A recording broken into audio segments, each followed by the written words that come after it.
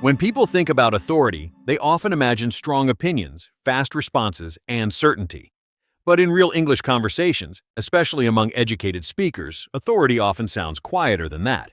It's rarely announced, it's rarely explained, and it's almost never rushed. In this episode, we're not going to define authority. We're going to listen to it. We'll move through situations where language either creates pressure or removes it. Let's start with a common one, professional disagreement. Okay, so imagine a team discussion about a new project. The reactive way to disagree often sounds like this. I don't think this is the right approach. We've already tried similar things, and they didn't work. Right, it's direct, but it shuts the conversation down. It creates a confrontational energy. The quiet authority approach sounds different. I'm not sure this would give us the result we're aiming for. See the difference? The first one is a statement of opposition.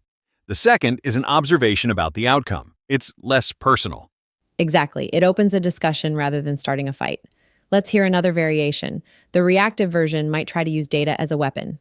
The data completely contradicts this idea. It's a non-starter. Very final. It makes the other person defensive. The quieter approach frames it collaboratively. How does this approach account for the data we saw last quarter? It's a question, not an accusation. It invites the other person to think alongside you. That's a hallmark of quiet authority. It creates allies, not opponents. Okay, let's move to our next block. Being challenged publicly. Imagine you're in a presentation and someone questions your decision, maybe a little aggressively. The instinct for many is to get defensive. Well, we considered all the options, and this was clearly the best one. I've already explained my reasoning. That defensiveness signals insecurity. It's an emotional reaction. The composed, quiet authority response absorbs the pressure instead of reflecting it. That's a fair question. The trade-offs were complex, and we prioritized speed of implementation. It acknowledges the question's validity without getting pulled into an argument. It doesn't re-explain everything. It just provides the core principle behind the decision. Let's try another challenge. Someone says, I think you've overlooked a major risk here. The defensive response is to deny it. No, we haven't. We've thought about all the risks.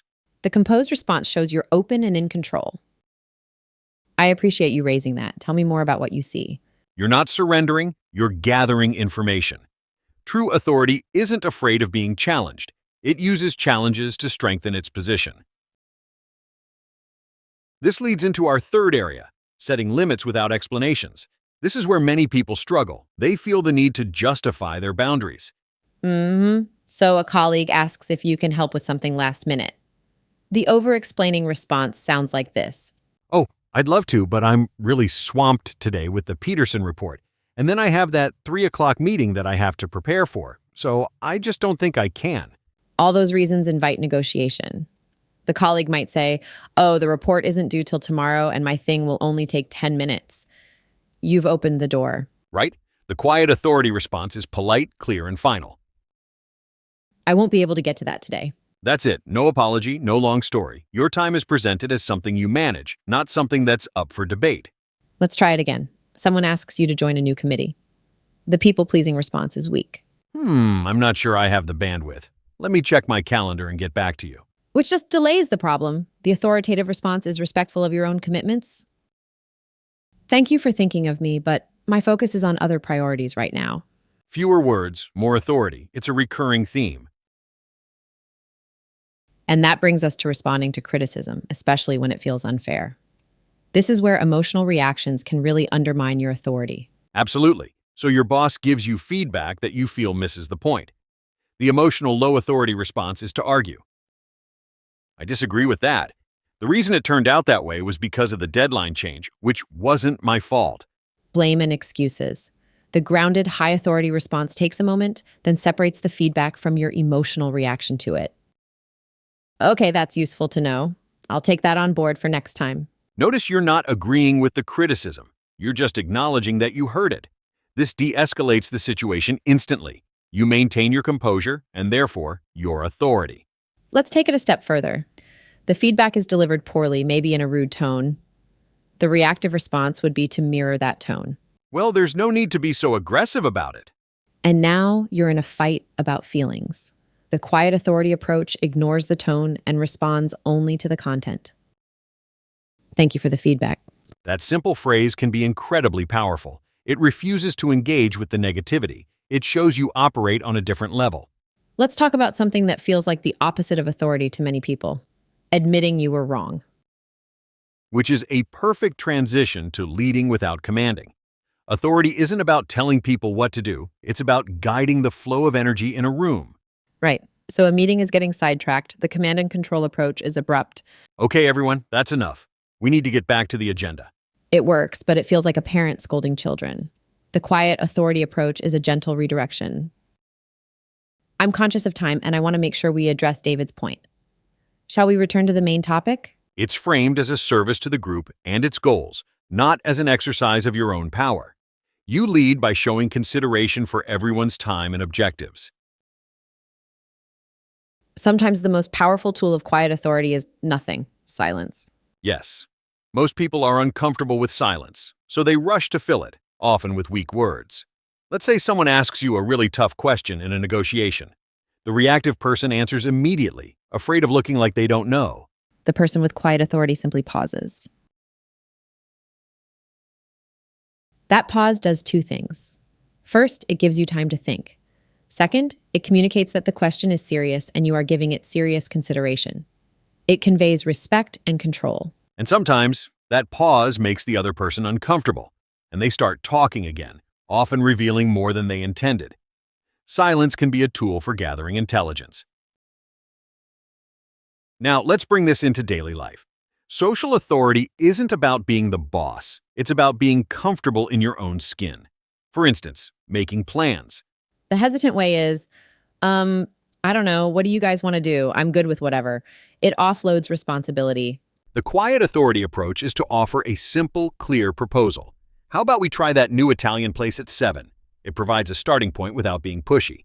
Or declining an invitation. Instead of a long, apologetic story, a simple, "that sounds lovely, but I can't make it," is often enough. It respects both the person inviting you and your own time. And when someone shares a strong opinion you disagree with, you don't have to engage in a debate. You can simply say, "I see it differently." That's it.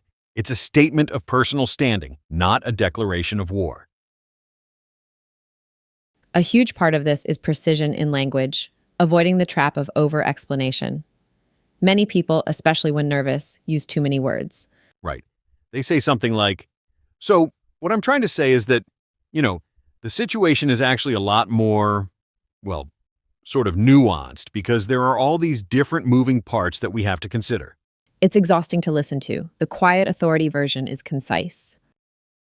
This requires a more nuanced approach, or even more simply, this is complex. Clarity projects confidence. When you use precise words, people assume you have precise thoughts. And all of this ties into emotional control. In moments of tension or pressure, our language reveals our internal state. If someone says something provocative, the reactive language is emotional. "I can't believe you would say that. That's outrageous." The calm phrasing removes the emotional charge. I have a different perspective on that. It's about using neutral, observant language instead of judgmental, emotional language. You describe the disagreement rather than performing it. This keeps you in control of the conversation's temperature. Finally, let's talk about experience. Authority often comes from experience, but the way we talk about it matters. Self-promotion can sound insecure. Trust me, I'm an expert in this field. I've been doing this for 15 years. As they say, if you have to tell people you're the king, you're not the king. Authority is shown, not claimed. I've handled similar challenges on the Orion project. It's specific, it's relevant, and it lets the listener draw their own conclusion, which is that you know what you're doing. You demonstrate credibility instead of demanding it. So, when we look back at all these examples, the pattern is clear. Quiet authority isn't about sounding certain. It's about sounding settled. It's the language of composure. When your English slows down, when you choose your words with care, and when you become comfortable with pauses. People listen more carefully, Not because you ask them to, but because you give them space to